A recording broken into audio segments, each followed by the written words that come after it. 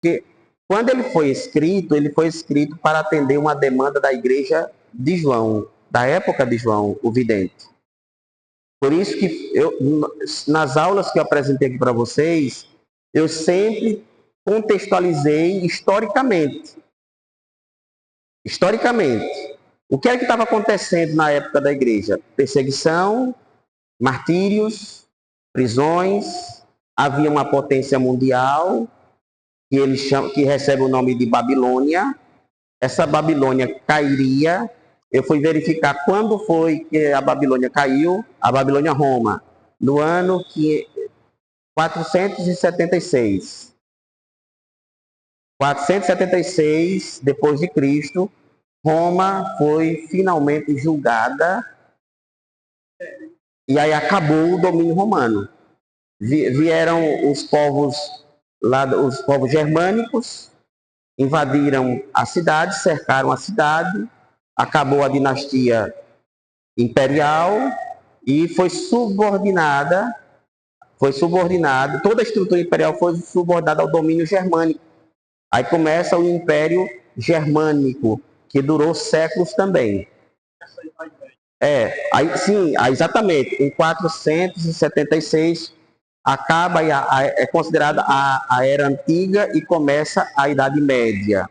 É quando Roma vai cada vez mais sufocando-se a ponto de, na alta Idade Média, ela chegar a ter cerca de 30 mil habitantes, 30 a 35 mil habitantes.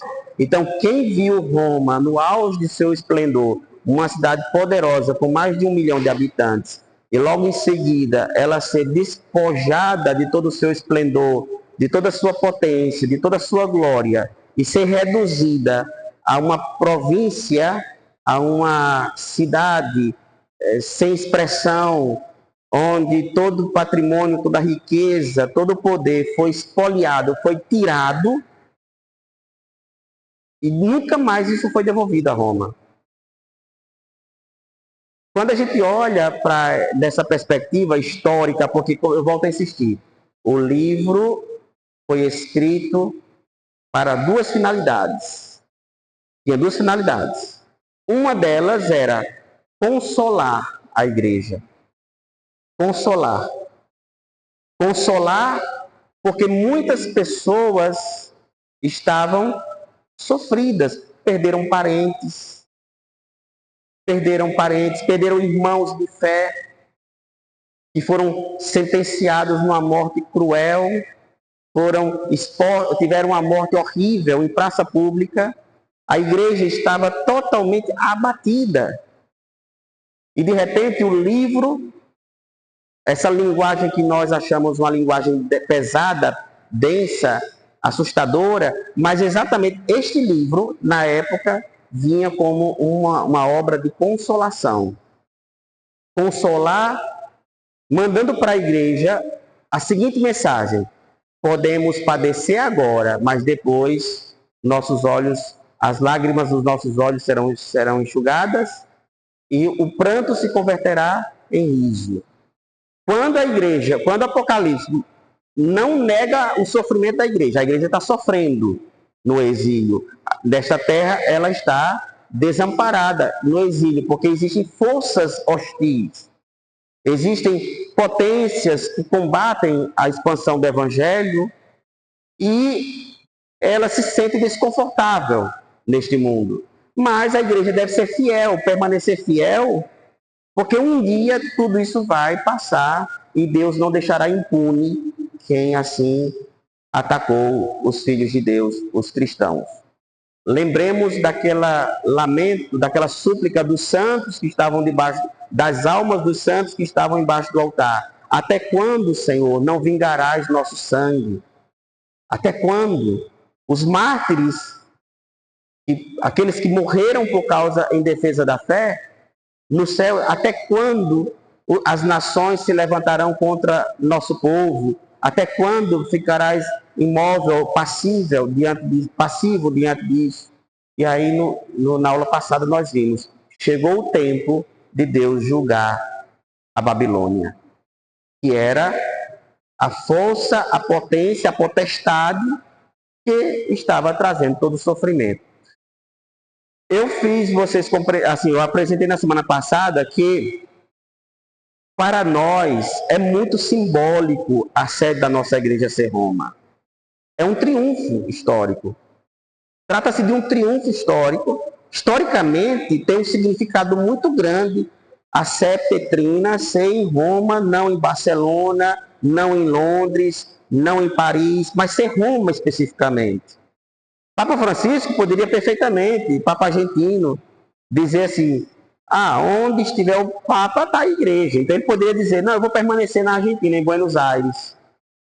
De lá, de qualquer maneira, ele governaria, onde ele estivesse, poderia governar o mundo em home office. Exato. Onde quer que ele estivesse, ele poderia montar sua equipe de governo na Argentina, em Buenos Aires, seja lá onde fosse. Mas não, é Roma o lugar. Porque, historicamente, isso manifesta-se como o cumprimento da ação divina, porque o Apocalipse, quando anunciou a queda da Babilônia, a queda de Roma, Apocalipse foi escrito mais ou menos no ano 95, 98, e Roma foi, aí o Império Romano desabou no ano 468, então o Apocalipse previu a queda de Roma pelo menos ali 300 anos antes, mais ou menos 300 anos antes. O Apocalipse previu essa queda, esse desastre, e um desastre que foi realmente para nunca mais se levantar. Quando eu morava lá, eu tinha um computador pequenininho que levava na mochila para a universidade.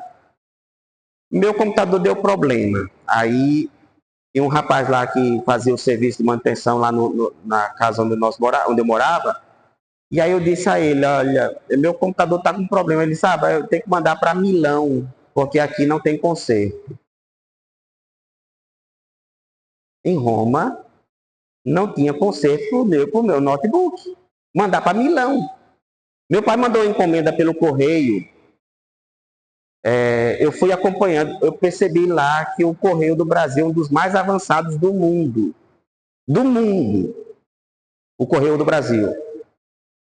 Eu fui acompanhando a encomenda de pai até o dia que o avião pousou em Milão. Ou seja, a central dos Correios da Itália é Milão e não Roma. Roma, ela está ali na sombra de Milão, que é a grande potência econômica da Itália. Milão é a grande potência econômica. O mesmo problema que tem no Brasil. Os milaneses acusam o restante da Itália de surfar na onda econômica de Milão. Ou seja, eles acham que pagam muito imposto, mas que para por exemplo, romanos que não são tão hábeis assim no trabalho, enfim. Então veja que Roma é hoje dependente economicamente de vocês que vão fazer turismo lá. Imagine como a história inverteu-se. É uma cidade que tem riqueza? Tem. Mas quem que leva a riqueza? Vocês que vão fazer peregrinação lá. São vocês quem mantêm Roma hoje. E sem a sé de Pedro, sem o cristianismo, Roma era uma cidade mais atrasada ainda, mais ou menos parecida com Nápoles, que é uma cidade grande, muito atrasada. Uma cidade italiana, muito grande e é muito atrasada, porque Nápoles, além de ser uma cidade grande, não tem uma industrialização pesada e não tem o turismo que Roma tem. Ou seja, Roma só é o que é hoje ainda, porque tem vocês que vão lá para gastar dinheiro lá.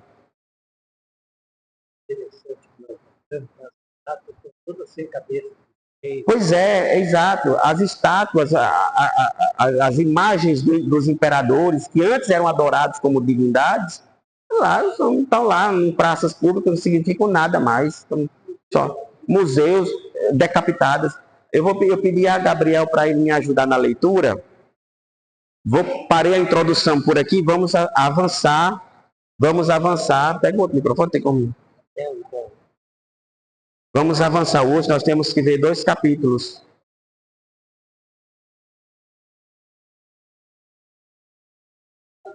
Roma, paga. Pronto, vamos lá. Pode começar. 19.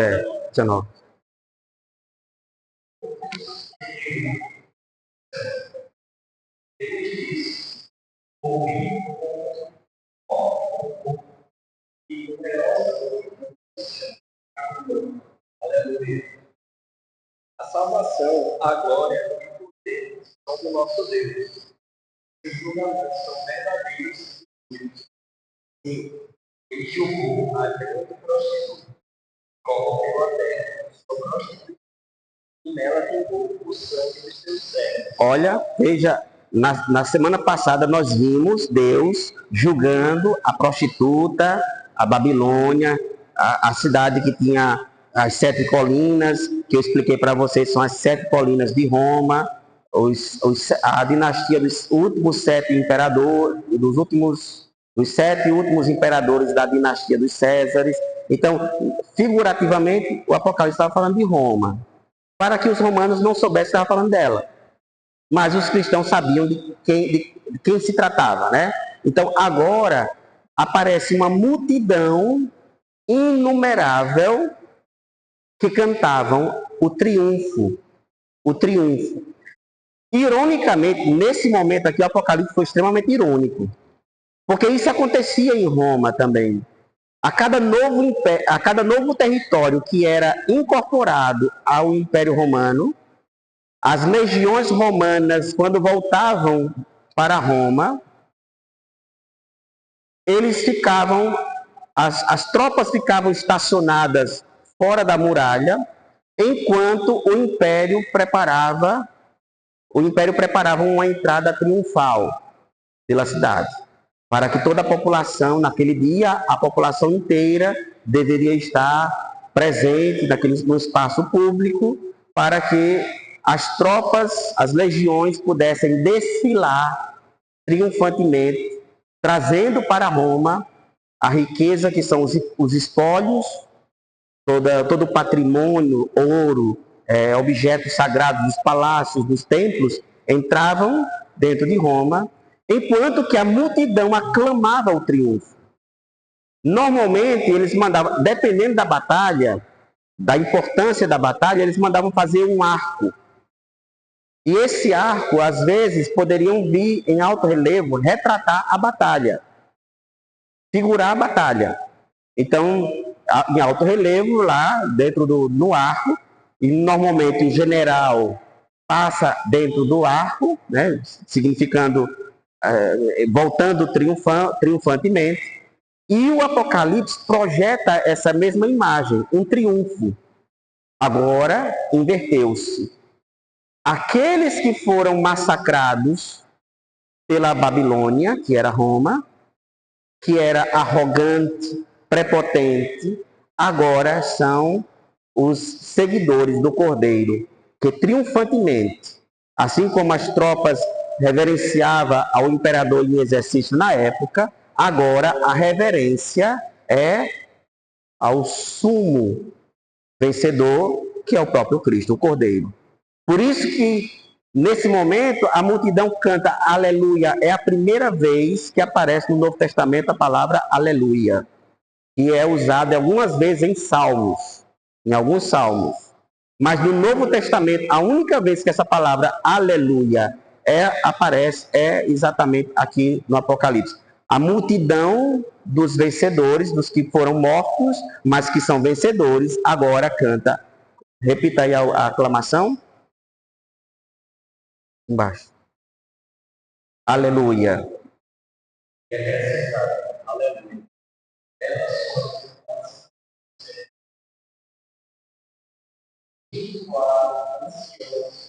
Não. Antes tem uma parte aqui que fala dos... Sim, ele julgou a grande prostituta. Sim, ele julgou a grande prostituta.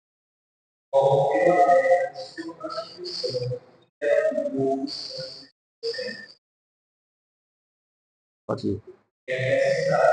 Aleluia.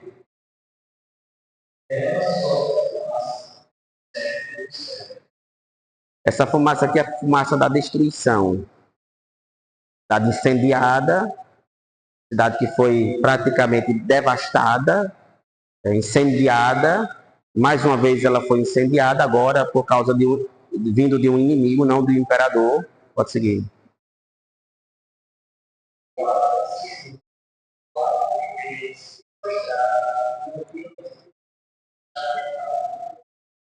Quem são os 24 anciãos?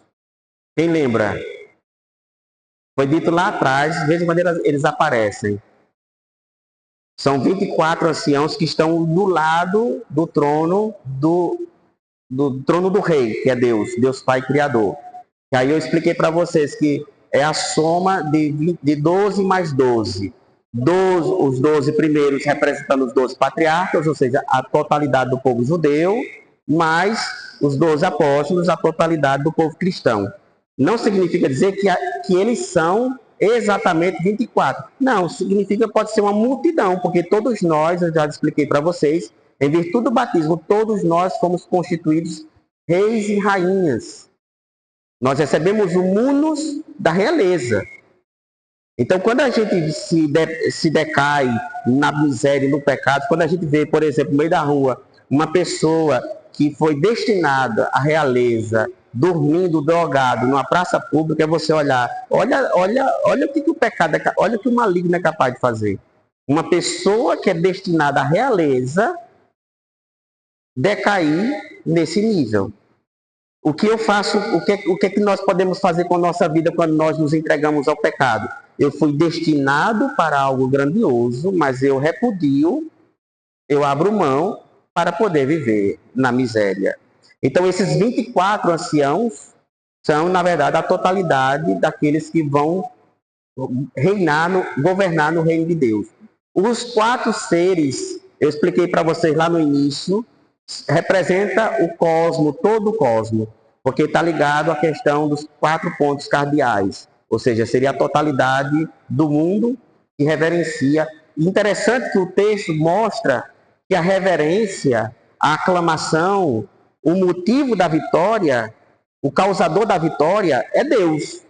Assim como, diferentemente do que acontecia na época do Império, porque o imperador mesmo, ele não ia para a guerra. Ele ficava no palácio, participando de suas orgias, de suas bebedeiras, de todas as vantagens que as guerras romanas traziam para a família imperial. Mas os generais que iam para a guerra traziam a vitória, mas a honra era dada ao imperador, que não pegou numa arma. No caso aqui, não. Aqui, a honra e o reconhecimento é dado àquele que não foi passivo na batalha, na vitória. Ele é o agente principal da vitória. Foi ele que julgou a Babilônia, que é a cidade de Roma. Foi ele que sentenciou. Portanto, a vitória, quem alcançou a vitória foi o próprio soberano, que é o próprio Deus. Está claro isso aqui? Está claro?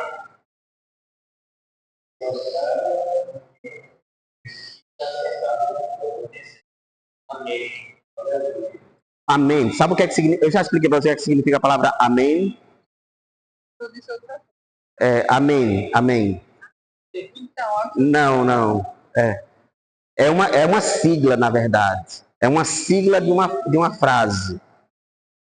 A inicial de cada palavra forma a palavra amém. Em hebraico, a frase é assim: Adonai Melech Neeman, em hebraico, é uma frase. Aí pega a inicial de cada uma dessas palavras, aí forma a palavra amém. Essa frase, Adonai Melech Neeman, significa Deus é rei fiel. Então, toda vez que quando a gente reza, faz uma oração, e a gente termina com um amém, a gente está concluindo a oração com uma profissão de fé. Eu creio porque Deus é rei fiel. Se eu digo, por exemplo, Senhor, cura fulano de tal, sei o que, está doente, sei o que, aí eu termino, amém. Quando eu termino, eu digo assim, com o amém eu estou afirmando o seguinte: Deus é rei fiel. Se ele é rei, ele é onipotente. E se ele é fiel a nós, então nós estamos professando que nós cremos que ele vai acolher nossa oração. Então a palavra amém é uma oração poderosa. Só a palavra amém já é uma oração poderosíssima. Se você ficar só repetindo amém, amém, amém, você já está fazendo uma oração que faz um estrago no inferno. Você está dizendo, Adonai Deus é rei fiel. Deus é rei fiel. Deus é rei fiel. Então, se você está na tribulação, você fica dizendo amém, amém, amém. Então, é isso que você está dizendo. Estou traduzindo do hebraico para vocês.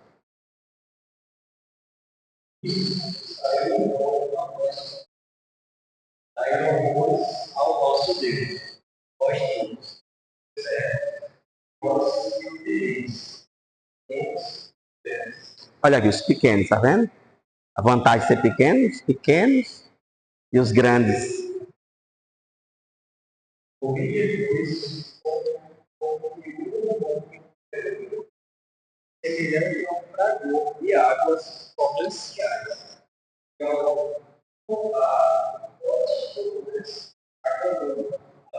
Pronto, só uma coisa. Veja que agora, nesse momento do triunfo, não menciona mais número. O Apocalipse não numera mais. Mas coloca uma numeração como é que eu posso? No infinito. Uma grande, um ribombar de uma grande multidão. Que aí, essa frase aqui, ela significa, ela representa a chave de interpretação dos 144 mil, lá de trás. E tem um momento que diz assim, e eis que eu vi o nome dos que foram redimidos. 144 mil. Quem lembra o que é que significa 144 mil? Vezes 1000. 12 vezes 12 vezes 1000. Ou seja, são dois números perfeitos, significando não necessariamente que sejam 100. O céu é como se fosse um condomínio que só tem 144 mil lotes. Não pode passar desses lotes. Tem uma religião que eu não lembro qual é. Tem uma dessas seitas aí que diz que só são 144 mil. Agora é uma falta de raciocínio, porque só a igreja antiga, primitiva, a época dos mártires, só a época dos mártires já passava disso muito, muito, muito provavelmente. Então, ou seja, e sem falar que Deus seria muito mesquinho, né? Seria muito mesquinho Deus.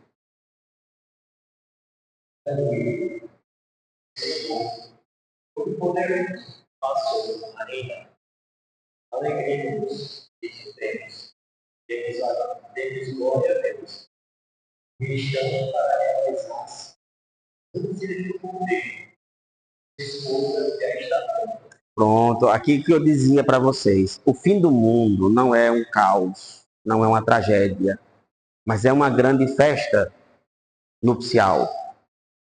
Eu sempre digo isso, quando eu tenho oportunidade, eu digo isso, não podemos ter medo desse grande dia, porque não vai ter nunca houve na Terra um espetáculo mais encantador e mais estupendo do que esse grande dia. Na história da humanidade, nunca houve um fenômeno tão gigantesco, tão extraordinário, tão de causar a admiração e o elevamento do coração humano do que será, de fato, aquele grande dia. Porque eu dizia para vocês, Deus seria, no mínimo, um débil mental. Olha a expressão que eu estou usando. Deus seria, no mínimo, um débil mental se ele marcasse para o dia do casamento do seu filho uma grande tragédia. Vocês que são pais, vocês teriam coragem de fazer um negócio desse? No dia do casamento do seu filho, você ser uma noite de terror, uma noite de desespero. No mínimo, o amor de Deus seria, no mínimo, duvidoso. O amor de Deus seria, no mínimo, questionável, se ele de fato tem amor no coração. Só que a palavra de Deus não diz que Deus tem amor. A palavra de Deus diz, Deus é amor.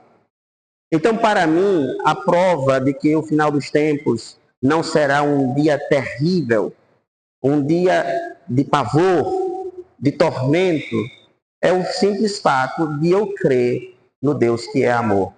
Hã? Então, mas isso é antes. Isso acontecerá antes. Porque São Paulo, é interessante, São Paulo ele vai explicar como será a ressurreição no último dia. Não sabemos como ele soube disso. Ele dá a entender que Deus deu a ele, em vários momentos de oração pessoal, experiências místicas, em que ele até diz o seguinte, na primeira carta aos Coríntios, ele diz que Deus lhe havia concedido conhecer coisas inefáveis. Ou seja, ele não chega a dizer profundamente, objetivamente, o que é que ele, nas revelações que Deus lhe havia dito, o que é que Deus tanto falou para ele.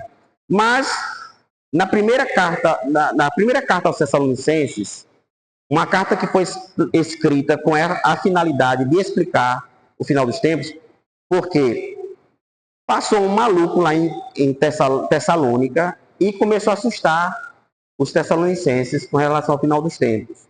E alguns tessalonicenses disseram assim, então se ele está vindo logo, então não vou mais trabalhar. Eu vou agora me aposentar e vou esperar ele vir. Aí Paulo, quando soube disso, ele até na carta ele diz assim, quem não quiser trabalhar, também não deve comer. Cada um trabalhe, né? Cada um trabalhe com a sua honestidade, sei o quê. Aí ele vai explicar como será a ressurreição no último dia. Preste atenção, abram bem os ouvidos que eu vou dizer, fazer igual Jesus. Quem tiver ouvido para ouvir, ouça. São Paulo diz o seguinte, como será esse dia? Primeiramente, ao som da voz do anjo, os que adormeceram em Cristo. Veja que Paulo não usa a palavra morte. Adormeceram em Cristo. Ressuscitarão para a glória. A palavra ressurreição para a glória significa dizer que eles ressuscitarão iguais a Cristo ressuscitou. Na carne, fisicamente. Certo?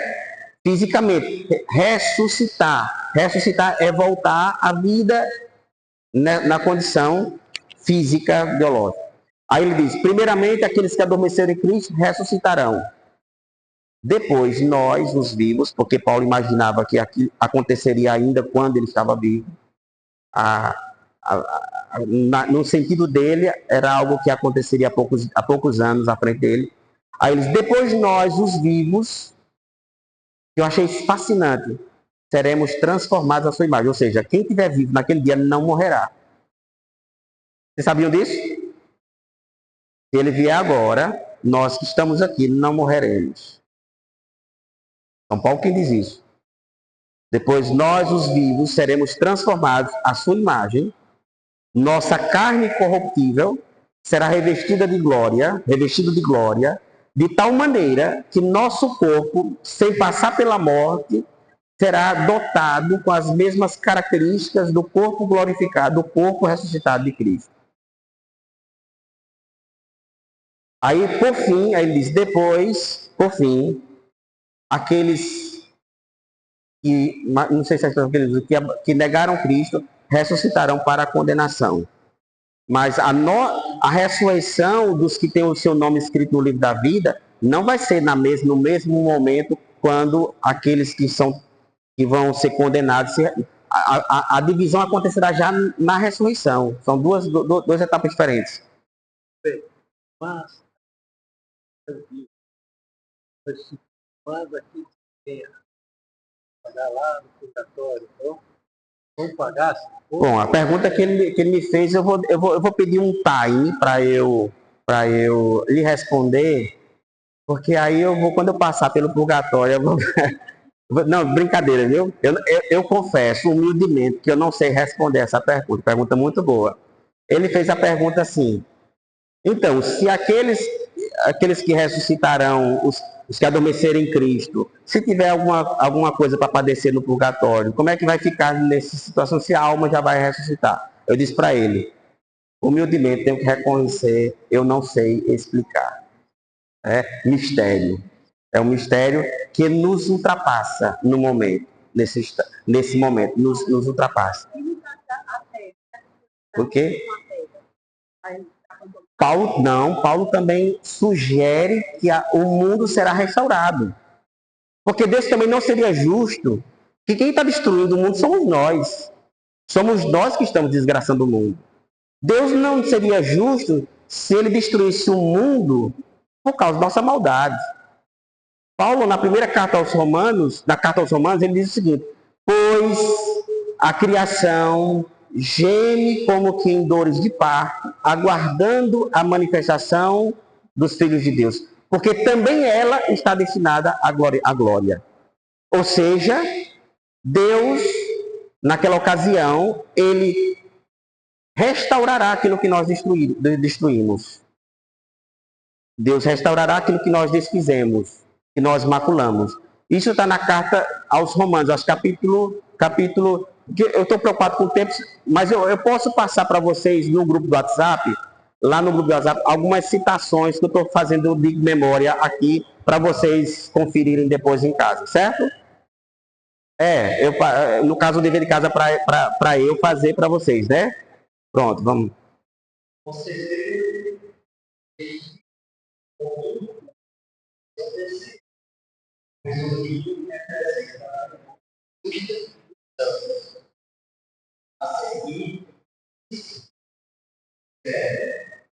Felizes aqueles que foram convidados para o banquete das núpcias. Olha, feliz, os convidados para o banquete das núpcias do Cordeiro.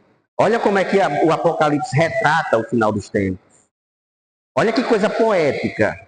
Não tem coisa mais amorosa ou poética. Nós vimos tanta catástrofe no livro do Apocalipse, mas na medida que vai se aproximando do desfecho, o Apocalipse vai se revestindo de poesia. Vai mudando uma linguagem cândida, de uma linguagem de muitos acontecimentos trágicos e difíceis, de perseguição, de sofrimento, mas na medida que se aproxima o desfecho, a linguagem vai sendo tomada por uma tonalidade cândido e poético, de uma relação de amor matrimonial. Aquilo que eu explicava para vocês, da contemplação de João, o autor do quarto evangelho, quando ele sugere que a igreja, como Eva foi tirada do lado de Cristo, a igreja foi tirada do lado, aliás, assim como Eva foi tirada do lado de Adão, da costela, a igreja nasceu, como a nova Eva, nasceu do lado traspassado de Cristo, quando lá no momento final sai do seu lado sangue e água, os dois sacramentos, por meio do qual nós entramos na igreja, que é a água do batismo. E o outro é o sacramento que nos mantém vivos na igreja, que é a Eucaristia, a presença da carne dele ferida e o sangue que foi vertido, que foi derramado. Então, num sacramento, eu entro nela, eu me torno membro da esposa de Cristo, que é a igreja. E no outro, eu sou nutrido dentro do corpo no corpo de Cristo, que é a igreja, que é aquela que vai desposar o Cordeiro no final dos tempos.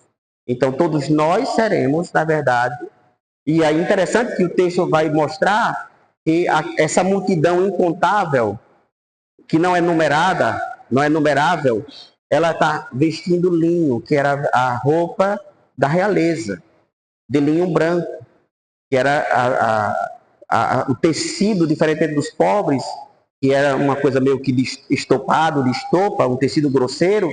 O linho era o tecido usado para a confecção das roupas da alta aristocracia romana, dos grandes do mundo. Essa menção de que essa multidão trajava linho puro, um linho sofisticado, branco, para dizer que as ações dessa multidão eram ações que estavam pautadas nos valores do Cordeiro. Ou seja, se deixaram ser guiados pelos estamentos do Cordeiro, do esposo da igreja. Portanto, se reveste de todo o esplendor, de toda a glória.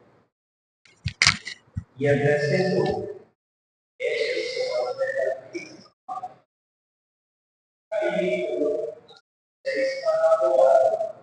mas ele diz: não o faça. Sou certo esse propósito.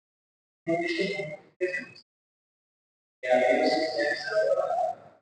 Com efeito, o Espírito para proteger e proteger. Pode seguir. O extermínio das nações. Primeiro culpado. Pronto, você percebe que aqui ele na investigação bíblica nós chamamos de discurso prolético. Infelizmente tomaram o nosso quadro, tomaram o da Tachor, daqui a pouco vão tomar um microfone. Não, no discurso, se vocês quiserem escrever, prolético, P-O-R-O, prolético, significa que uma mensagem, ela é apresentada antecipada, é uma antecipação de uma mensagem. Veja que esse capítulo anterior, você terminou o 19, não foi? Terminou, não foi? Ah, falta isso aqui. Então, a primeira parte do capítulo 19 nós chamamos de uma mensagem prolética. Significa dizer que ela dá uma antecipada de algo que vai ser retomado lá na frente. Certo? Veja que ainda não aconteceu o julgamento final, mas o Apocalipse, ele apresenta, ele introduz dentro da narração uma mensagem prolética, que é o que eu volto a insistir, significa que uma mensagem que vai ser plenamente desenvolvida lá na frente, mas de algum modo já é introduzido, digamos assim. O que vai ser no 21, né? Então nós chamamos, vamos usar uma linguagem comparativa, num jantar seria as entradas. Passa ali uma bandeja para poder as pessoas apreciarem, mas o jantar está lá na frente ainda. Nós chamamos isso de discurso prolético. Volto a insistir. Significa que um tema que vai ser trabalhado lá na frente, já antecipadamente o texto já dá uma apreciação, permite que o leitor faça uma breve apreciação do que vai acontecer. Então, o céu aberto. E apareceu a palavra e o computador. Fantástico. E jura a palavra e diz: seus olhos enxergam sobre sua cabeça a luz e a Deus. Traz escrito um nome que ninguém conhece. Pronto, para aqui. Senão já tem um bocado de coisa para dizer aqui. Então, esse cavalo branco nós já vimos lá no início. Só que não é o mesmo cavaleiro. Porque aquele cavalo branco lá do início, eram 4 cavalos, nas 7 pragas, né? 4 cavalos, um branco, um vermelho, um preto e um verde. E um cavaleiro em cima. Cada um representava uma praga. Mas aquele cavalo branco do início do Apocalipse significava, quem lembra o que significava? É difícil, né? Lembrar depois de tanto tempo. A gente começou o Apocalipse no Antigo Testamento, né? Faz tanto tempo, parece que a gente foi da época de Moisés. Aquele cavalo branco significa a pregação da palavra de Deus, o Evangelho, que vai à frente e que é vencedor, ou seja, que é a arma do cristão, é a espada. Paulo vai dizer que a espada, a palavra de Deus é como uma espada de 2 gumes. Então, aquele cavalo branco significa o anúncio do Evangelho, que ninguém consegue deter. Nem o Império Romano conseguiu deter, impedir que essa mensagem se propagasse, se difundisse, e penetrou na casa do imperador, de maneira que a mãe do imperador, Santa Helena, inclusive fez dela uma santa, ainda por sinal, para o estrago ser maior ainda, a mulher, além de ser mãe do imperador, se tornou cristã e ainda venerada como santa, né? Santa Helena. E que representa exatamente o evangelho que ninguém detém. Aqui, esse personagem não é aquele. Na realidade, é um vencedor. Ele menciona que ele tem diademas. Esse diadema que menciona não é esse que vocês usam. Cadê ele? Deixa eu ver se tem alguma mulher com diadema. Não, não é esse que vocês mulheres usam, não. O diadema é equivalente à coroa. Normalmente, no Império, eles faziam fundiam o ouro e faziam como se fosse com aquele, não sei se é oliveira, os 2 ramos, louro, né? Faz assim, e aí o diadema que ele menciona é o que depois, na Idade Média, vai equivaler à coroa. A coroa da monarquia. Ele está dizendo que tem quantas coroas? Muitas. Não numera. Para significar que o poder dele é incomensurável. O poder desse personagem não tem número de coroas, de tiara ou de diademas, porque o poder dele é incalculável. Por isso que não tem um número de coroas, de tiara. Então o Apocalipse está descrevendo uma figura que é dotado de um poder, de uma excepcionalidade, e nem o Apocalipse, que é muito simbólico, consegue encontrar um símbolo que possa mensurar esse poder. que ele tem. Agora vamos lá. Sim. Então, é o cavalo branco porque representa o vencedor. Porque o cavalo, na época, era considerado a principal arma de guerra. Era o cavalo. Quando Jesus entrou, por exemplo, em Jerusalém, no domingo de Ramos, montado no jumentinho, porque o cavalo, inclusive tem um salmo que diz assim, não é a força do cavalo que lhe garante a vitória. Dizendo, um salmo de Davi, que dizia que a vitória de Davi não era por causa da velocidade do seu cavalo, mas era o braço forte de Deus que garantia a vitória para Israel. Mas o cavalo era, naquela época, a grande arma de guerra, porque ele dava agilidade, tanto no ataque, mas também, caso for preciso recuar, também a fuga, o cavalo, ele permitia essa agilidade. Então, toda a força imperial, ela está projetada na sua cavalaria.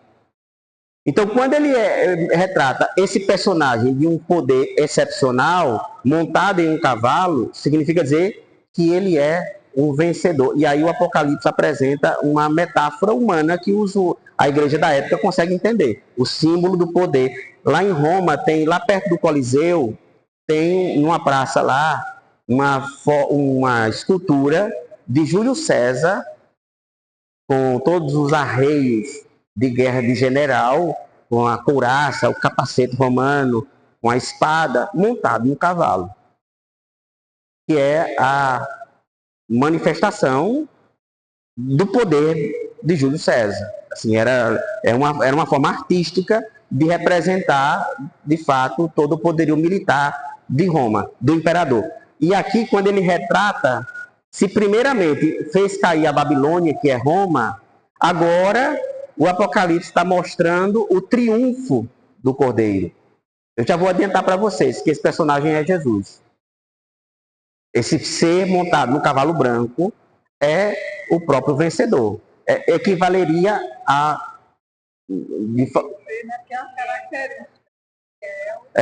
exatamente. É Jesus. E aí interessante que depois vai mencionar o sangue. Ele vai aparecer com roupas ensopadas de sangue, que normalmente retrata aquela pessoa que recém saiu de uma batalha sangrenta. Só que o sangue que ele derramou não foi do inimigo, foi dele. Ele venceu massacrando o seu próprio corpo. Isso é bonito demais. Porque ele, por exemplo, a morte horrível, cruenta, representada na cruz, que nós usamos para nos trazer a memória, nos fazer trazer a memória esse acontecimento da morte, da paixão do nosso Senhor Jesus Cristo, a cruz ela serve para nós como uma memória, uma representação, uma recordação de uma batalha cruenta, sangrenta, de uma noite dolorosa e de uma batalha de muito sangue derramado. Diferentemente das conquistas contra homens de carne e osso, vencia quem derramava mais sangue do inimigo. No caso, Jesus, nós vencemos por causa do derramamento do sangue dele. É ele quem massacra o seu próprio corpo. E ao invés de ser uma derrota, foi exatamente aí onde aconteceu a vitória dele. Por isso que ele é vencedor. Fiel, porque na hora, no momento decisivo, o inimigo quis convencê-lo a desistir. O inimigo. Jesus foi tentado na hora da morte. Mas aí ele foi fiel. Não se faça o que eu quero, mas o que tu queres. Fiel. Fiel até o fim. Justo, veraz, verdadeiro, disse a verdade. Diante de Pilatos, não negou. Depois Pilatos... Mas o que é a verdade? E sai, né? Porque na verdade ele é...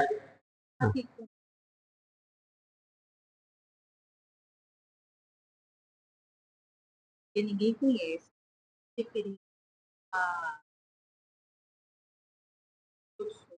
Não, porque é o seguinte, ele vai receber um nome, inclusive Paulo depois vai dizer, um nome diante do qual todos eles se dobram no céu, na terra e nos infernos. Um nome extremamente santo e poderoso. Mas depois, mais na frente, ele vai mostrar, mas de certa maneira relaciona com aquilo, né? Com o nome santo de Deus em Êxodo. Eu sou, Exceto ele, veste um manto de redenção, e o nome que é chamado é Verbo de Deus. Olha, verbo de Deus, é o próprio Cristo. Os exércitos do céu, o nome da alma, esse caminho e cantor. É bonito demais um negócio desse. Eu tô doido para acontecer esse negócio. Não vejo a hora disso acontecer. Resta todos os dias. Da sua boca saímos para a terra, para a terra.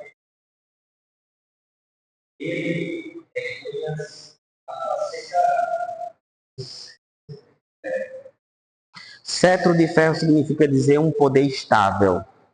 Nenhuma outra potência será capaz de ameaçar o reino, esse novo reino, um reino universal, realmente universal, não como o Império Romano, que se dizia ser um reino universal, mas que na verdade não era na prática. E que não era estável o suficiente, porque inclusive acabou. Mas esse reino, ele é governado com o cetro de ferro, que é o símbolo da regência, né? Da regência.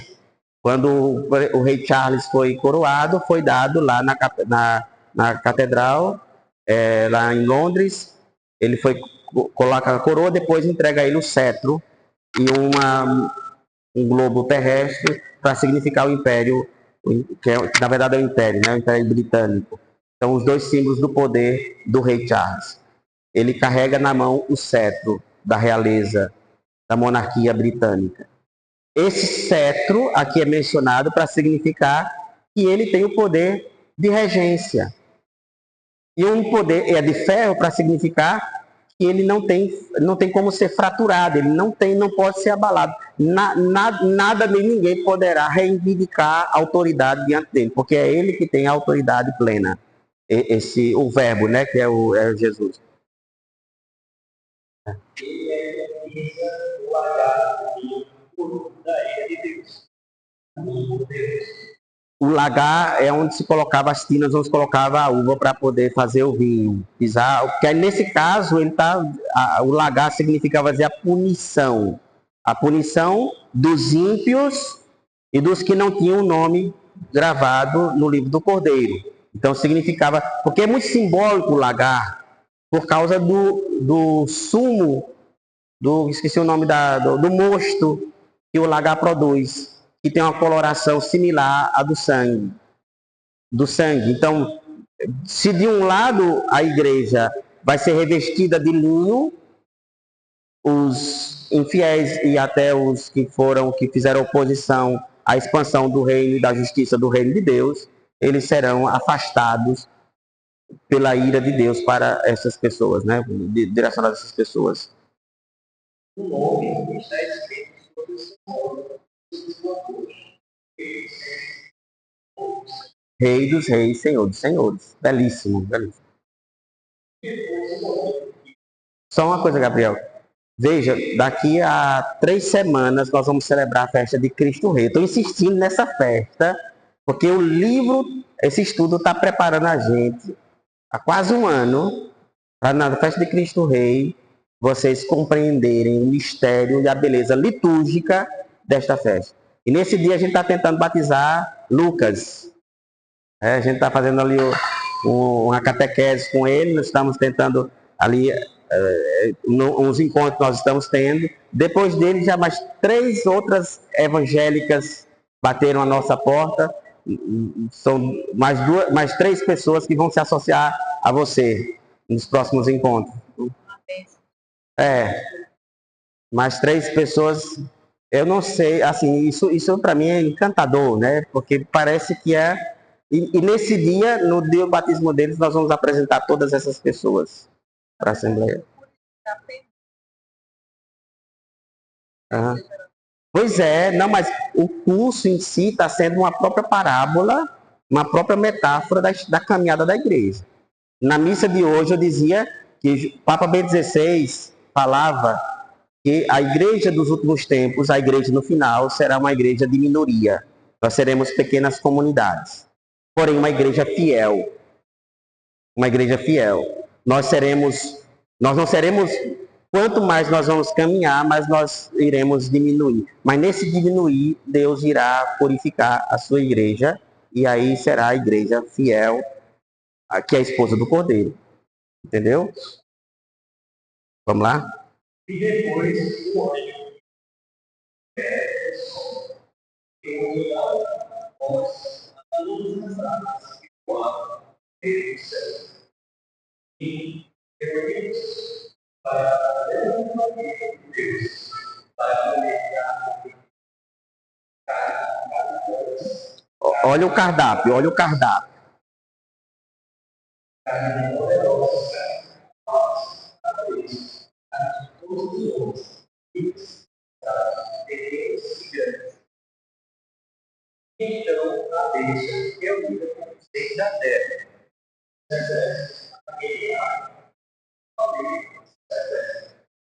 a besta, porém, pecado, o faz, nosso terra, qual precisa realizar os pais, o que significa que a precisa ao da Deus e adorar a sua imagem. Muitos foram do lado e a muitos foram povos que pensaram que saíram da madeira e as aves todas que pagaram as suas. Pronto, aqui. A versão que adapta um pouquinho. Mas eu creio, não sei. Eu tive um professor que dizia o seguinte: toda tradução é traidora.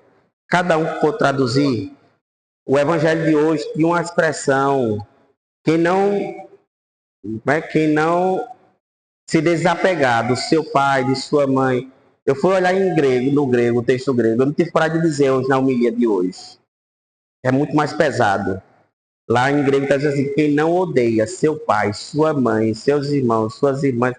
Aí, no texto traduzido na missa, quem não se desapega, ou seja, suavizou para não causar um impacto maior. Mas toda vez que a gente vai traduzir, está mais pesada, né? Então aqui tu teve mais. Né? Vamos lá. Um reino de 1000 anos. Sim, esse capítulo aqui, esse é um capítulo, eu diria que é o único capítulo que nós não conseguimos decifrar. Capítulo 20. Esse reino de 1000 anos é o único capítulo que eu posso dizer. Eu já dei aula de Apocalipse várias vezes, já li vários comentadores, mas todos afirmam a mesma coisa. É o maior desafio da investigação do livro do Apocalipse, chama-se capítulo 20. Porque ele vai apresentar, alguns até acham que esse capítulo foi um acréscimo posterior, que a gente não consegue entender como é que ele foi, porque ele é desconexo com o que vem antes e é desconexo com o que vem depois. Sem falar que vai falar de um reino de 1000 anos. A gente não sabe dizer o que significa esse reino de 1000 anos. Mas a gente vai ler assim mesmo. Nós vamos ler assim mesmo. Vamos ler. Eu não vou conseguir dizer muita coisa, porque de fato é difícil de comentar, porque não é fácil você perceber a simbologia dele. E eu posso dizer, em todos os livros que comentam o Apocalipse, eu já li vários, todos eles afirmam a mesma coisa sobre o capítulo 20. Mas vamos tocar para frente. E então,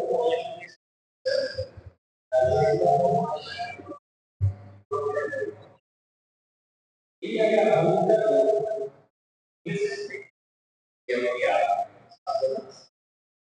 O correio Significa dizer, segundo o capítulo 20, que haverá 1000 anos de paz sem Satanás atormentar ninguém. A gente não sabe o que é que isso significa realmente. Porque 2000 anos se passaram e até agora ele não deu trégua ainda. Né? Ele não se aquietou faixa, ele não aquietou faixa ainda. Ah. Não, assim, não, porque depois a serpente vai voltar a atormentar novamente o dragão, entendeu? Porque é o seguinte, havia uma heresia no início da igreja chamada milenarismo. Milenarismo. A gente acredita que, de alguma maneira, acabou, não teria sido o próprio João que teria colocado essa aqui, mas que, por isso que alguns comentadores acreditam que foi um acréscimo posterior.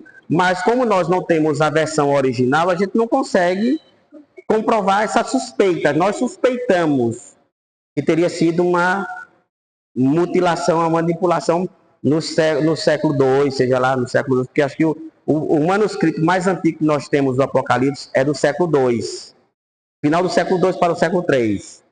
Significa dizer que alguma coisa aconteceu, mas a igreja não se acha na autoridade, é o texto que nós temos, a igreja não se acha na autoridade de cortar. É porque esses manuscritos todos estão espalhados. Eu não sei o do Apocalipse exatamente onde é que ele está, porque alguns estão na Inglaterra, outros estão... Normalmente, quem detém foi quem encontrou. Alguns estão no Vaticano, alguns estão em Londres, Oxford, e são pesquisadores que encontram, arqueólogos, e aí encontraram, vão datar. Então, aí naturalmente, se um pesquisador que ele é de tal região, normalmente ele leva para a sua região, para o seu país, entende? Então, esses manuscritos estão todos espalhados.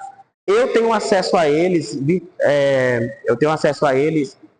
digitalizados, que eu tenho um programa, que é um programa muito caro, inclusive, e aí que é o que eu trabalho para dar aula. Então aí tem uma parte lá que você abre os textos em grego e em hebraico. Aí se você quiser, você quer a versão manuscrita. Aí você clica lá e aparece aquela passagem, o manuscrito digitalizado.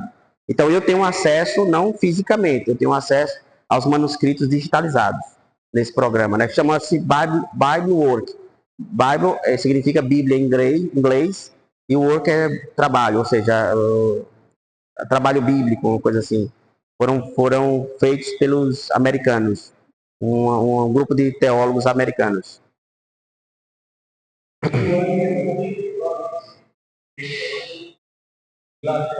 Com o ser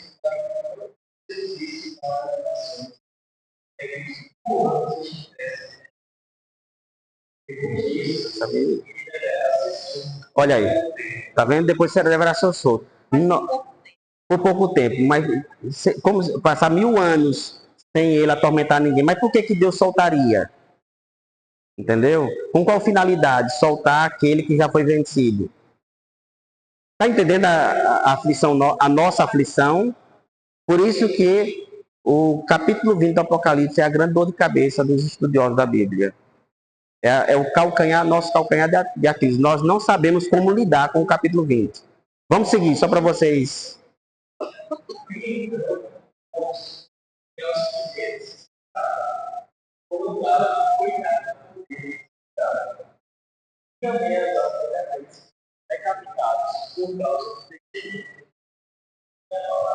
Pronto, essa parte aí está conectada com o que vem antes. É só essa parte do milenarismo que é problemático. Essa parte dos 1000 anos do dragão que ficaria acorrentado, mas depois seria libertado por pouco tempo. Então a gente não sabe dizer o que é que de fato aqui se refere isso aqui. Mas viu a alma dos que foram martirizados. Oi. E nesse caso aí, tempo passa um pouco de 1000 anos. Então, mas assim, talvez a questão do tempo não é o mais problemático. Porque pode ser simbólico. Mas o que é problemático é o fato desse dragão ser solto novamente.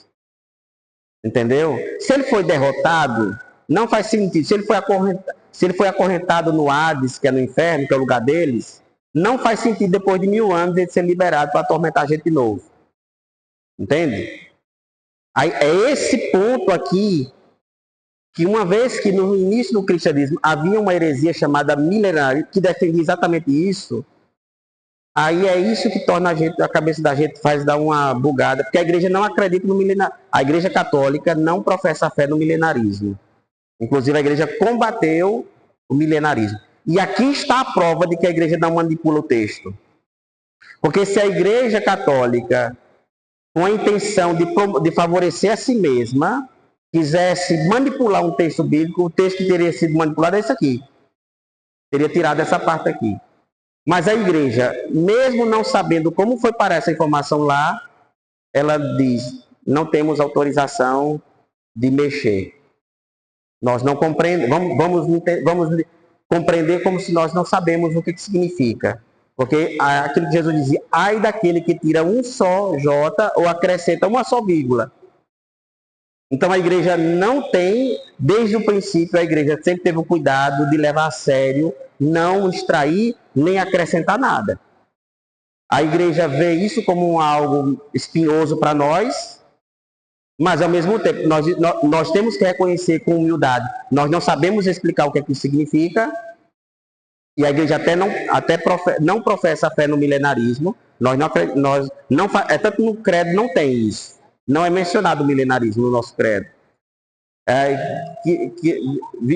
Virá para julgar vivos e mortos. Como é que é o finalzinho do credo? Estou terceiro subiu está sentado à direita de Deus Pai Todo-Poderoso, de onde virá para julgar vivos e mortos.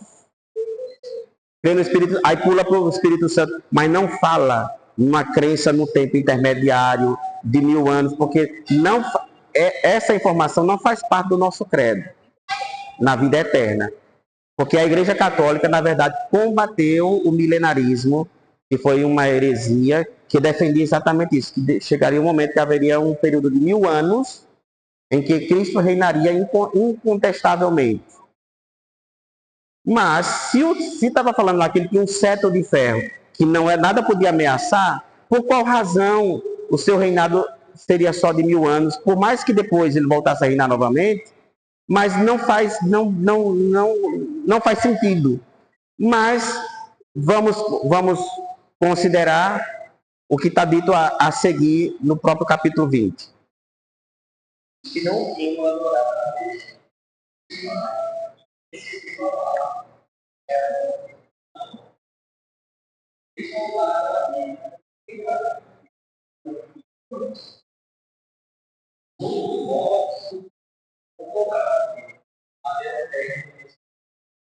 Tá vendo? É confuso. É dor de cabeça. Esse aí dá dor de cabeça, viu? Nós preferimos o seguinte, não mexer. E esperar o final, quando a gente morrer, chegar lá, a gente vai saber se o milenarismo existiu ou não. Né? Como tinha coisa que os profetas falaram que eles não compreendiam, então a igreja deixa quieto, deixa aí. Não vamos tirar, mesmo que a gente não compreenda o que é que isso significa. Vamos...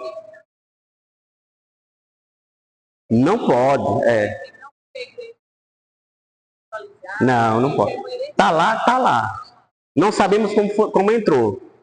E quando eu era seminarista, meu professor falando sobre o Apocalipse quase não entrou no cânon do Novo Testamento por causa desse capítulo 20. Vocês sabiam disso? Quase que a igreja não aceitou que o Apocalipse entrasse no Novo Testamento por causa do capítulo 20. Todo o Apocalipse, do capítulo 1 ao capítulo 21, sem problema nenhum. Mas quando chegava no capítulo, mas isso aqui, milenarismo. Vocês sabem quando foi que o Novo Testamento foi definido? No século III, no Concílio de Nicéia. No Concílio de Nicéia foi uma discussão se o Apocalipse entrava ou não entrava no rol do Novo Testamento. Os que defendiam que sim, porque se tratava de um livro do primeiro século, importante, falava sobre o futuro da igreja. Aí tinha aqueles, mas nós temos ali um respingo do milenarismo. O que é que nós vamos fazer com o milenarismo que está lá no capítulo 20? No final das contas, por votação, foi aprovado para que ele entrasse no cânon bíblico do Novo Testamento e a seriedade da igreja deixou o capítulo 20 com a ressalva: não sabemos o que significa. Vamos esperar. Se nós consideramos como inspirado, não está ao nosso alcance julgar qual parte do livro é ou não inspirado. Vamos deixar dentro e no final dos tempos nós vamos descobrir. Deixa só ela ali que primeiro. Não, tem não. Parece, porque parece a segunda morte, né? Ah.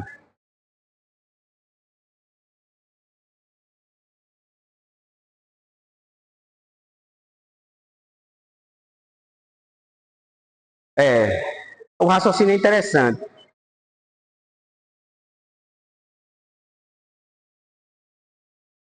Então, poderia ser explicado dessa maneira se não fosse o dragão que seria solto novamente.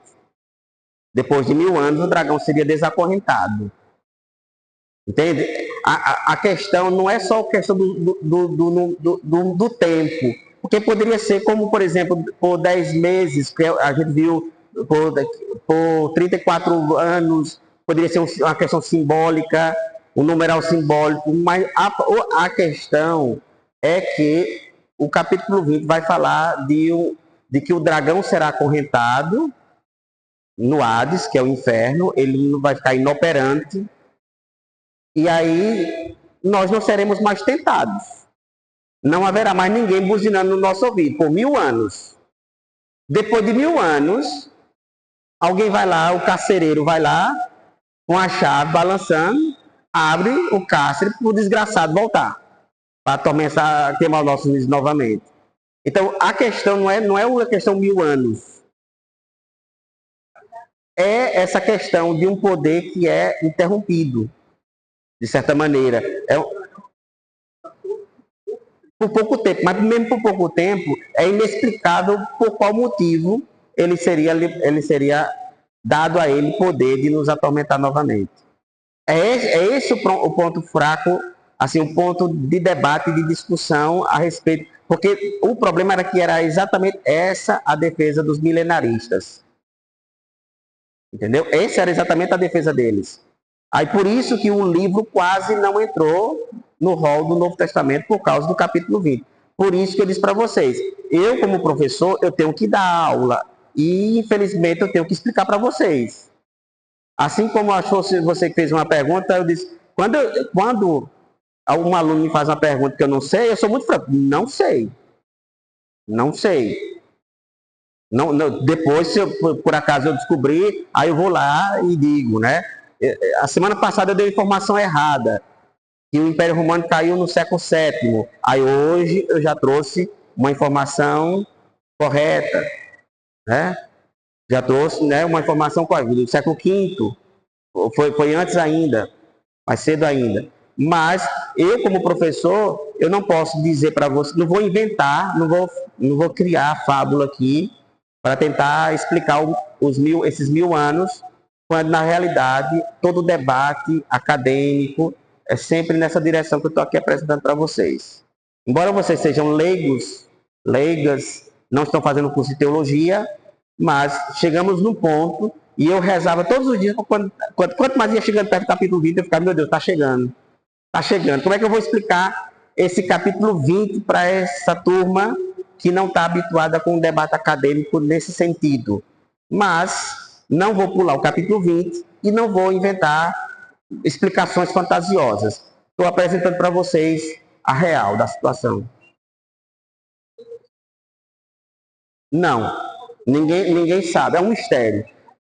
Só para a gente fechar essa questão, vamos fazer igual Jesus Cristo na parábola do joio e do trigo. Está lá, semearam joio, arranquemos, Jesus disse, não, deixe junto, deixa crescer junto. No final, o trigo vai amadurecer, nós vamos separar o joio do trigo. Nós não sabemos explicar, deixa junto. Não vamos tirar, não vamos rasgar da Bíblia, não. Deixa lá. Um dia a história será compreendida. E aí nós saberemos o que é que de fato isso é significado. Entendeu? Vamos lá? Essa é a primeira ressurreição.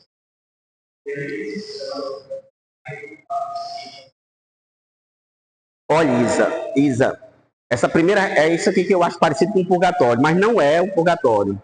Hã? Então, não é. Algumas pessoas usam a primeira morte, a segunda morte, a primeira ressurreição, a segunda ressurreição, como se fosse uma fase do purgatório, mas não é essa a interpretação que a igreja faz a respeito dessa primeira morte. Sobre estes, a segunda morte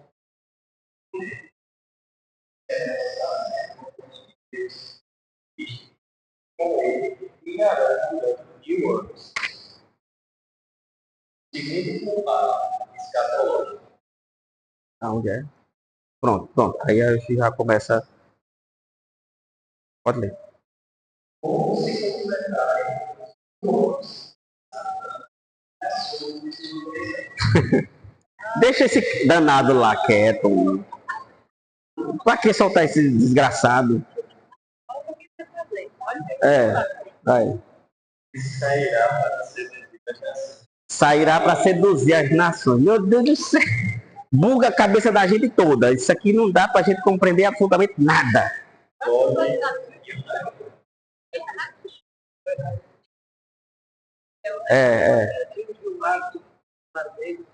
Pronto, é uma espécie de Gilmar Mendes. Que solta todo mundo, né?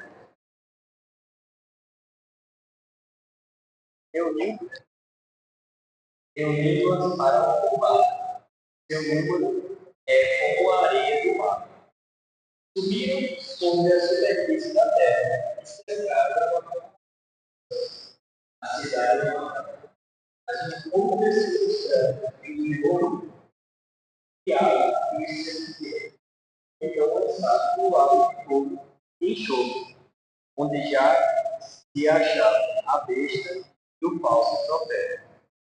Serão atormentados dia e noite, séculos e séculos. Então, aí depois volta porque no capítulo anterior mostrou que o poder do Cordeiro é inquestionável. Um número incontável de diademas. Aí coloca o poder lá em cima, vencedor. Descreve como se ele fosse um triunfo romano, depois de uma batalha, depois de conquistar novas terras. Aí volta glorioso para Nova Sião. Aí tem o banquete do Cordeiro, fala das núpcias do Cordeiro. Aí do nada aparece esse capítulo que aí começa a falar de uma vitória, mas que essa vitória depois vai ser intercalada com o retorno do inimigo, que vai novamente atormentar, depois submete novamente. Aí esse capítulo, volta a dizer, é o que nos torna dramático o nosso estudo do Apocalipse. E eu vivia rezando, quanto mais ia chegando perto do capítulo 20, eu vinha, meu Deus, me ajude a falar do capítulo 20, me ajude a explicar, para não causar escândalo, para não causar, né, alvoroço, né? Mas é o que dá, é o que temos para hoje. O julgamento das nações. Depois o grande povo e aquele que ele está sempre. O céu e a terra fugiram de sua presença, sem deixar de ir. Então os mortos, grandes e pequenos, diante do trono. E abriram os filhos. Também para a terra o outro filho, Davi. Mortos foram julgados conforme sua família, partindo que estava escrito. O mar devolveu os mortos que nele jaziam a morte do Hades, entregaram os mortos que neles estavam. E cada um foi julgado conforme sua conduta. A morte e o Hades foram então lançados no lago de fogo. Esta é a segunda morte, o lago de fogo. E quem não se achava inscrito no livro da vida foi também lançado no lago de fogo. Então, pronto, o finalzinho do capítulo 20 se apruma novamente com o que vem, aquilo que eu dizia para vocês. O capítulo 20, ele vem uma história, se bem que o Apocalipse é cheio dessa coisa, de vai e volta. Mas aí vinha uma sequência de nós chamamos crescendo, significa que vem numa narrativa que vai terminar no ápice, no clímax. Aí vem esse capítulo que aí amortece um pouco o clima que vinha, mas no final o capítulo se apruma mais ou menos, porque isso aqui de fato estava descrevendo o segundo julgamento. E a igreja se baseia nesse finalzinho para falar sobre o juízo particular e o juízo universal. São os dois julgamentos, dois momentos. Não é que o universal vai ter, digamos, poder, o juiz universal vai ter poder de desfazer o que foi determinado no primeiro julgamento, que é o particular, que se dá quando, no momento da minha morte. Por exemplo, se por acaso, nesse exato momento, acontecer de ter um mal súbito e aqui eu cair na frente de vocês, imediatamente, segundo esse capítulo, o final do capítulo, eu comparecerei de pé diante do Senhor, e as minhas obras me acompanharão. Eu chegarei, comparecerei, carregando, claro, metaforicamente falando, carregando as minhas ações.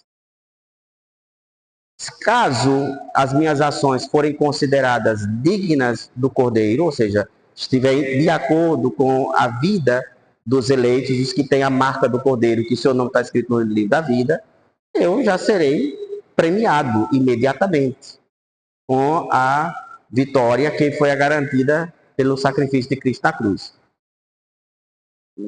É por isso que a Igreja Católica, ela crê na possibilidade de que as almas desses santos que já compareceram diante do Cordeiro pelo juízo particular, de poderem obter graças para nós, que nós chamamos dos santos. Quem estava na missa de domingo, na missa que eu celebrei, eu explicava que a missa de todos os santos significa dizer que a igreja acredita que existe um número reduzido de santos canonizados, mas uma multidão de santos anônimos que nós não conhecemos o nome deles. Porque quem está no céu é santo. É muito provável que nós tenhamos conhecidos ou parentes que são santos, mas que são santos anônimos. São santos, por quê? Por que são santos? Porque primeiro eles não estão dormindo, eles estão, se sua vida foi honrosa, e se sua vida, embora não tenha sido virtudes extraordinárias como as dos santos, a igreja canoniza um número pequeno de santos, certo?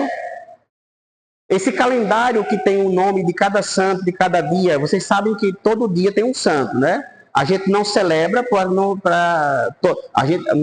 exemplo, cada país celebra, faz a memória dos santos que tem mais vinculação com o seu país. Mas hoje, todo dia tem 1, 2, 3, até vários santos no mesmo dia. Aí a pergunta que alguém pode fazer, mas por quê? Se todo dia tem um santo, e todos os santos têm o seu dia específico durante o ano, por qual motivo tem a festa de todos os santos? Para incluir a memória dos santos anônimos, que são aqueles que ao final da sua vida foram pessoas virtuosas, mas as suas virtudes não eram heróicas quanto às virtudes daqueles que a igreja, depois de sua vida, a igreja entendeu. Essa pessoa viveu tão perfeitamente o ideal cristão que aí vale a pena conservar a memória dele para gerações futuras, para que ele possa inspirar. Quantas pessoas não são influenciadas por causa de Santa Teresinha do Menino Jesus, de São Francisco de Assis? Se eles não tivessem sido canonizados, muito provavelmente não se falava nele nos séculos seguintes. Se não se falava neles nos séculos seguintes, não se tinha curiosidade de descobrir como eles viveram. Eu só tive a curiosidade de saber quem foi Santa Teresinha quando eu escutei falar que havia uma santa chamada Santa Teresinha. Aí eu tive curiosidade. Falaram nela, fui descobrir, percebi que era uma pessoa excepcional. E ela, o exemplo dela, me faz sentir vontade de fazer o que ela fez. Então, a canonização dos santos não tem outra função a não ser apresentar bons exemplos, modelos. Quando as pessoas vêm se confessar, eu sempre digo, você tem algum santo que possa lhe ajudar a lhe motivar a buscar a conversão? Não, procure. É bom que cada fiel tenha um santo. Eu descobri mais um essa semana, que já conhecia, mas não tinha ainda me tocado tão profundamente como essas últimas 2 semanas, que é São João Paulo II. Eu estou lendo todas as homilias dele, desde a primeira missa como Papa São João Paulo II. Sábado eu li, tem lá no site do Vaticano, procurei lá, Papa João Paulo II. primeira missa que ele celebrou como Papa, em 1978. Eu li a homilia do homem, eu me emocionei. Caramba, que homilia linda! Linda homilia! Linda, linda, linda. Aí eu fui para a homilia, a seguinte homilia, na mesma semana. Eu me arrepiava. Pronto, aí fiquei até quase tarde da noite, lendo uma após outra as homilias do homem. Eu já estou no 2º ano do pontificado dele, de tanto que estou lendo as homilias dele, que causa assim, um impacto assim, dentro de mim. Mas pronto, tem o segundo amigo no céu, que está me ajudando a querer viver o que ele viveu, o que eles viveram. Então, os santos não têm finalidade de adoração. Para nós católicos, nós não temos o objetivo de adorar a nenhum deles, porque para nós, é claro, eles são humanos. Eles são homens, mulheres, que tinham fraquezas, que choraram por suas fraquezas, que correram para a misericórdia de Deus. Porém, por alguma razão, Deus se revelou a eles, ou eles se apaixonaram de tal maneira por Cristo, que diferentemente de nós que somos dúbios, eles se entregaram de corpo e alma na causa do Evangelho e na causa cristã, que a gente começa a olhar o que eles fizeram, o que eles viveram, e a gente olha para a nossa fraqueza e diz, por que é que eu não consigo ainda fazer o que eles fizeram? Por que é que eu não consigo amar como a humildade que eles tinham? Uma coisa que eu aprendi lendo a história dos santos, que se você fosse rico, milionário, se você pegasse todos os seus bens e distribuísse para os pobres, mas se você não tiver a humildade que os santos tiveram, você não passará de um filantropo, não de um santo. Porque o motivo, a razão da santidade dos cristãos é a íntima comunhão do fiel com Cristo, que ele é o santo por excelência. Como diz, só tu és santo. Só ele é santo no sentido próprio da palavra. Nós o somos por participação, não é da nossa índole, não é do nosso caráter a santidade.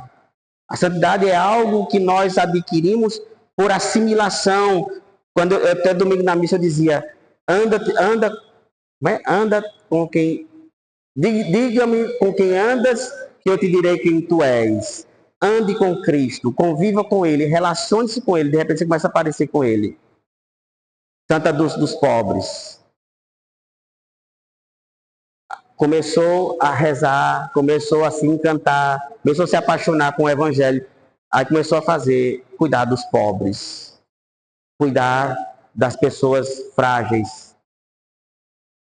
Começou a aparecer, a despontar sinais de Cristo. E todos os santos, cada um enfatizou um aspecto da vida de Cristo. São Francisco de Assis, nenhum santo imitou Cristo totalmente.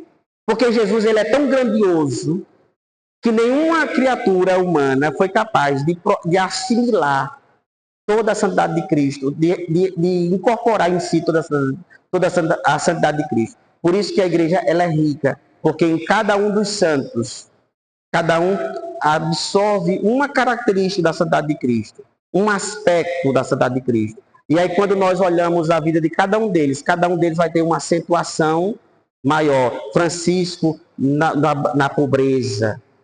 Jesus, sendo de condição divina, não se apegou ansiosamente ao ser igual a Deus, mas se fez humilde, humilhando-se até morrer crucificado, até a morte de cruz. Francisco de Assis ficou tão encantado com esse texto, que aí ele quis praticar o rebaixamento e ser humilde, o pobrezinho de Assis, um dos santos mais humildes que a Igreja Católica produziu. Mas eu digo uma coisa para vocês, quem é aspirante da santidade, não se esqueça de pedir uma coisa, sem ela ninguém se santifica, que é a humildade. Deus não dá asa a cobras. Se eu tenho um coração vaidoso, na hora que Deus me der algum talento, eu vou começar a me sentir melhor do que alguém. Sabe uma coisa que eu estou fazendo na minha vida? Todo passo que eu dou adiante, logo eu percebo que eu avancei um pouquinho, eu começo a dizer, me torne humilde, para eu não perder o que eu adquiri. Porque para voltar para o início é um pulo.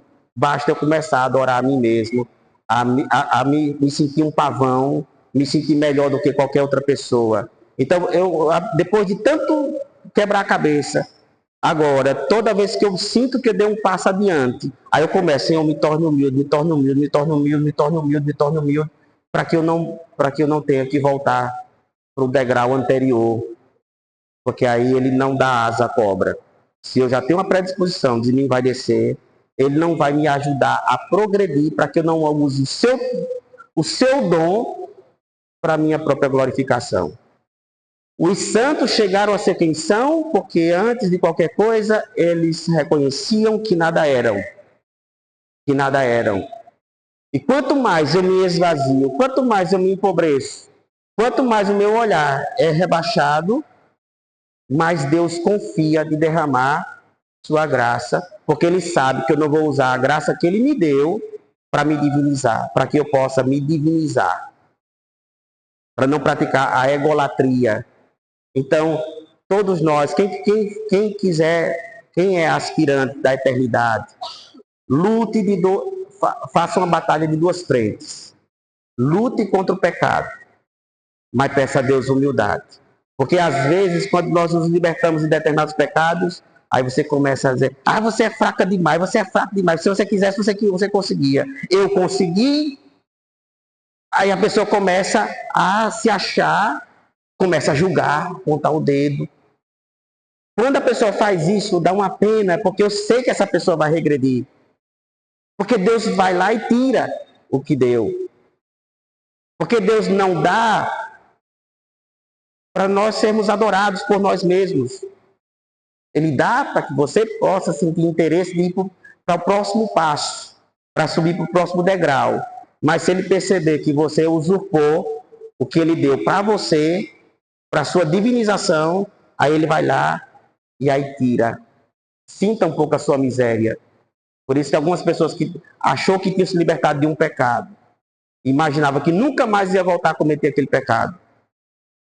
Aí, do nada, a pessoa volta para comer o próprio vômito. E a pessoa diz, mas Deus, por que é que o Senhor permitiu que eu caísse novamente naquilo que o Senhor já tinha me libertado? Aí Deus diz, para você aprender, que não é para polir sua própria, lustrar o seu próprio ego. O pecado original foi o pecado da usurpação da divindade. A serpente disse, se comerdes esse fruto, os seus olhos se abrirão e vós sereis como deuses. Foi isso que atraiu o ser humano. Ser Deus é um bom negócio. Estar debaixo dele aqui é muito bom, mas ser Deus é melhor ainda.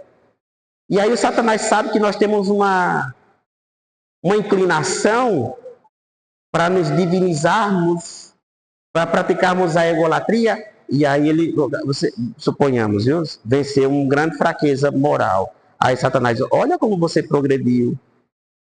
Satanás, você é forte, viu? Olhe, preste atenção. Você não é como fulano de tal, não, que é pecador. Você conseguiu. Tá percebendo como o bicho é desgraçado? E você, que é besta, é mesmo. Aí ele faz isso por quê? Porque ele sabe que Deus não tem rival. Não terás outros deuses além de mim, só ele é Deus. Quando eu me candidato a ser Deus, aí Deus vai lá, não, a glória é minha. Sinta agora como é que você reage sozinho, aí você se afunda. Aí vai choramingar, mas Senhor, não sei o quê. Não, humildade. Sem humildade, ninguém se santifica. Pobre de coração, pobre interiormente. Olhar para si. Você pode ver uma pessoa cair no pecado, caiu na sua frente no pecado, mas não lhe compete. Essa coisa de você ver uma pessoa que caiu, aí diz, eu estou com tanta pena de fulano de tal, estou preocupado. Está preocupado não, se estivesse preocupado, estava rezando, não estava passando o erro daquela pessoa para outra pessoa. Entende? O farisaísmo que Jesus combateu, que é a vaidade religiosa, foi o farisaísmo que levou Jesus a morrer crucificado. Foi o farisaísmo religioso. E O pior farisaísmo é o farisaísmo dentro da igreja. Quando nós apontamos o dedo, para mim, não me interessa. Eu aprendi isso na minha vida. Não me interessa. Caiu. Mas o que eu tenho que fazer é rezar por essa pessoa. É rezar para que Deus consiga administrar, mas não me compete, não me cabe. Não me cabe julgar. Se eu não faço, não tenho dúvida que um dia eu possa fazer. É melhor suspeitar de si. É melhor desconfiar de si. Melhor você fazer isso. E vá seguindo. Que aí Deus vai honrando, como honrou Abraão. Deus vai confiando mais ainda. Deus vai devagarzinho, devagar. Por que ele não tira o pecado de repente da gente? Porque ele sabe, se tirar do nada o pecado da gente, aí a gente se perde. Porque em vez de a gente ir para Deus, nós construímos um altar para nós mesmos. Certo? Próxima quarta-feira, a última quarta-feira do estudo propriamente dito. Só para terminar, nós temos uma sugestão para de hoje a 14 dias, né? De hoje a 14 dias, vocês, quem puder, ir com roupa branca. Certo? Roupa branca. Quem tiver, de hoje a 14 dias. Na próxima, não é a próxima quarta-feira, não. Na próxima quarta-feira nós vamos terminar o livro. Aí, de hoje a 14 dias, que eu aprendi, viu? Como é o nome do senhor? Ariós. É no dia 20, para ser preciso. Hã? É feriado, mas é melhor ainda. Melhor ainda. Pronto, melhor ainda. Melhor ainda, porque é o seguinte. Deus foi tão providente que deu até um feriado pra gente. Ninguém tem desculpa de nada, né? E se fosse viajar, vale, eu imagino que vale a pena você, se for tiver alguma programação para esse feriado, eu digo que vai valer a pena você renunciar a viagem e para vocês virem. Eu acho que vai valer a pena, certo? Dúvidas? Não? 9 e 2. Certo.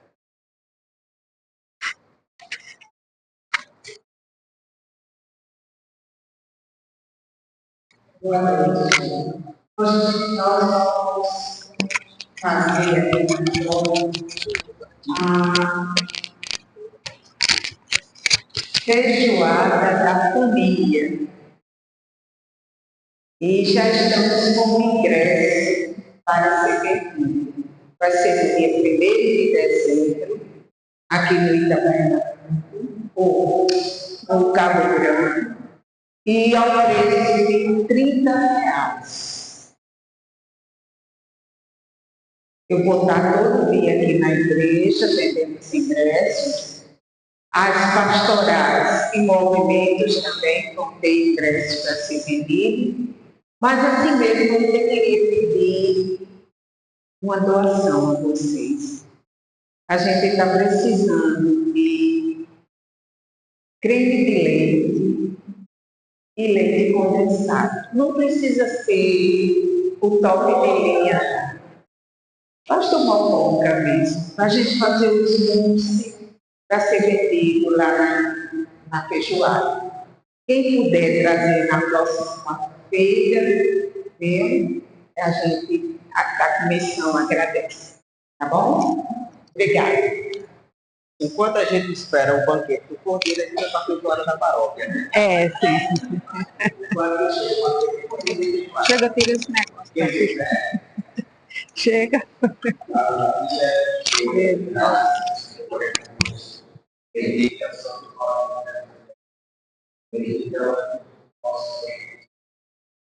Santa Maria,